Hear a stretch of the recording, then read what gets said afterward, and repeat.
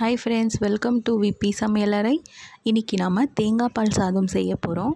அதுக்காக குக்கரில் ரெண்டு டேபிள் ஸ்பூன் அளவுக்கு நான் எண்ணெய் விட்டுருக்கேன்.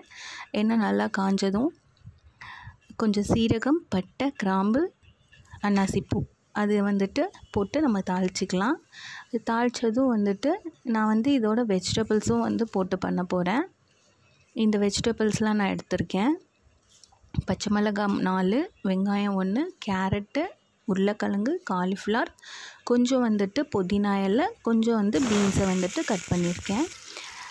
இந்த இதெல்லாம் நல்லா எண்ணெயில் பொரிஞ்சதும் கொஞ்சமாக வெங்காயம் கட் பண்ணி வச்சுருக்கோம் இல்லையா, அதை சேர்த்து நம்ம வதக்கிக்கலாம்.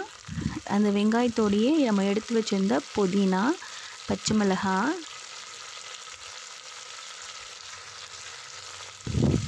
இருக்கிற எல்லா எடுத்து வச்சுருந்த ஒரு கைப்பிடி அளவுக்கு புதினா எடுத்து வச்சுருந்தேன், அதை போட்டுக்கிறேன்.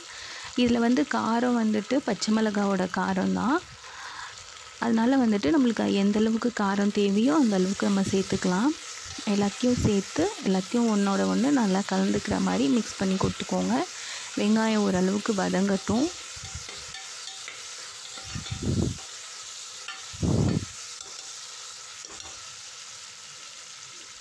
இதெல்லாம் வதங்கிட்டு இருக்கும்போதே இஞ்சி பூண்டு பேஸ்ட் 1.5 ஸ்பூன் போட்டிருக்கேன்.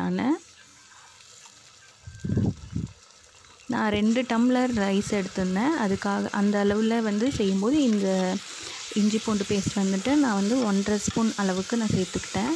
இது எல்லாத்தையும் நல்லா மிக்ஸ் பண்ணி கொடுத்துக்கலாம். இஞ்சி பூண்டோட பச்சை வாசம், இந்த மிளகாவோட வாசம் அதெல்லாம் போகிற அளவுக்கு நல்லா வதக்கியாச்சு. இப்போ நம்ம கட் பண்ணி வச்சுருந்தோம்ல, அந்த எல்லா வெஜிடபிள்ஸையும் நம்ம சேர்த்து ஒன்றா மிக்ஸ் பண்ணி கொடுத்துக்கோங்க.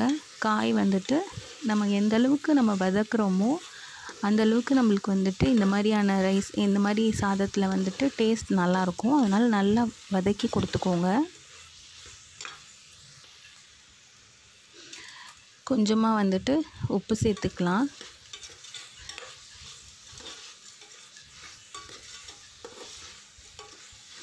உப்பு சேர்த்து நல்லா வதக்கிடலாம். வதக்கினதும் இது தேங்காய் பால் சாதத்துக்கு தேங்காய் பால் நான் எடுத்து வச்சுருக்கேன். இந்த டம்ளரில் நான் 2 டம்ளர் அரிசி எடுத்திருந்தேன்.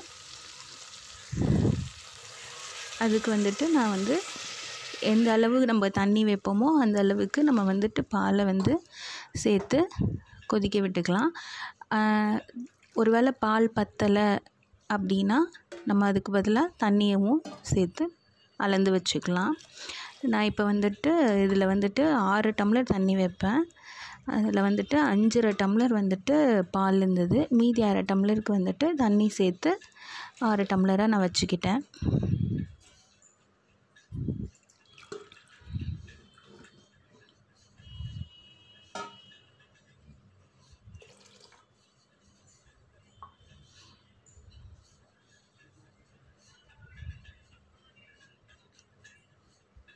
இது தண்ணி சேர்த்து வந்துக்கிட்டாச்சு.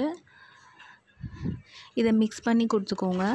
நான் இன்றைக்கி என்ன அரிசி எடுத்திருக்கேன் அப்படின்னு பார்த்திங்கன்னா, பொன்னி நொய் இருக்கும் இல்லைங்களா, உடஞ்ச அரிசியாக இருக்கும்ல, அந்த நொய் அரிசி தான் நான் எடுத்துக்கிட்டேன். நம்ம இது நார்மல் சாதம் வைக்கக்கூடிய, டெய்லி நம்ம சாதம் வைக்கக்கூடிய அரிசியில் செய்யலாம்.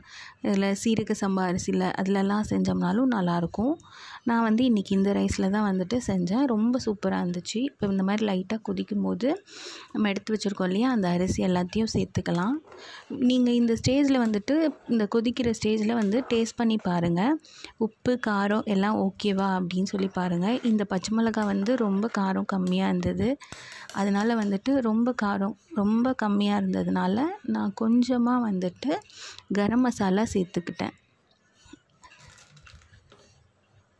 இது கொஞ்சமாக கரம் மசாலா சேர்த்தும் போது நம்மளுக்கு அந்தளவுக்கு கலர் சேஞ்ச் ஆகாது, லைட்டாக தான் ஆகும். இல்லை வேண்டாம் அப்படின்னா அதை ஸ்கிப் பண்ணிக்கலாம். போட்டு நான் மிக்ஸ் பண்ணி கொடுத்துக்கிட்டு கொஞ்சம் கொதிக்கிற அளவுக்கு விட்டுட்டேன்.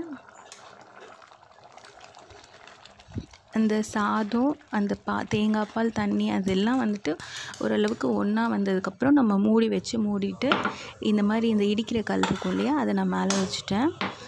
ஒரு 10 மினிட்ஸ்க்கு அப்புறம் வந்துட்டு பார்த்திங்கன்னா நான் விசில்லாம் விட கிடையாது, இந்த வெயிட் மட்டும் வச்சுட்டு 10 மினிட்ஸ்க்கு அப்புறம் வந்துட்டு எடுத்து பார்த்தேன். ஓப்பன் பண்ணி பார்க்கும்போது நல்லா அரிசியெல்லாம் நல்லா வெந்து ஒன்று ஒட்டாமல் நல்லா சூப்பராக கிடச்சிருந்தது.